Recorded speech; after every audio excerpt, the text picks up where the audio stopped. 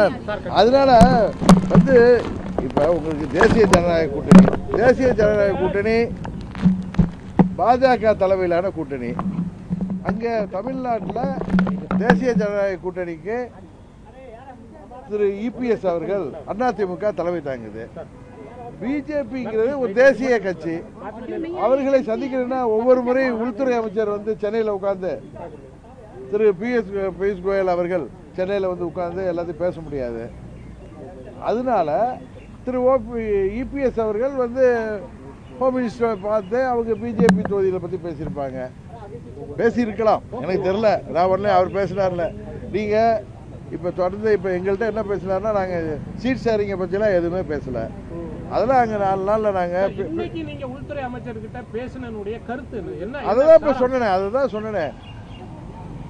நம்ம இந்த தேர்தலை எல்லா கட்சிகளும் 234 தொகுதிகளில் எப்படியெல்லாம் நாம் அதை எதிர்கொள்வது, பீகாரில் அவங்க எப்படியெல்லாம் தேர்தலை எதிர்கொண்டு மாபெரும் வெற்றி பெற்றார்களோ அதுபோல் இந்த தேர்தல்களில் நடக்க இருக்கின்ற 26 தேர்தலில் நமது தேசிய ஜனநாயக கூட்டணி எப்படி ஒற்றுமையுடன் எல்லா தொகுதியும் செயல்பட வேண்டும் என்பது சம்பந்தமாக பேசுவதற்கு தான் என்னை அழைத்திருந்தார்கள். அதை பற்றி கட்சி தலைவராக இருக்கின்ற நீங்க இந்த சட்டமன்ற தேர்தலில் போட்டியிடுவீங்களா? நான் தான் போட்டியிடல, ஏற்கனவே சொல்லிட்டேன். ஒருத்தர் இப்போ முதல்வர் மு.க. ஸ்டாலின் ஆகட்டும், இவங்க எல்லாருமே அறிக்கையாகவும் கொடுத்திருக்காங்க. டெல்லி தான் எல்லாத்தையும் ஆட்டி படைக்குது அப்படின்ற ஒரு மிக முக்கியமான குற்றச்சாட்டை முன் வச்சிருக்காங்க. இது எப்படி பாக்குறீங்க? அவர் இன்னொன்னு சொல்லியிருக்காரு, முதலமைச்சர் பயத்தில் இருக்காருன்னு தெரியுது. நாங்களாம் டெல்லிக்கு வந்தாலே அவர் பயப்படுறாருன்னு தெரியுது. இப்போ போய் என்ன தமிழ்நாட்டுக்கு வர வேண்டிய நிதிகளை பெற்று தர மாட்டார்கள்?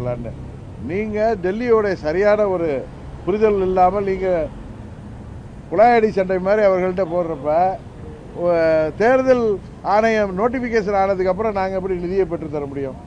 இது தேர்தல் காலம், தேர்தல் அறிவிக்கப்பட்டது.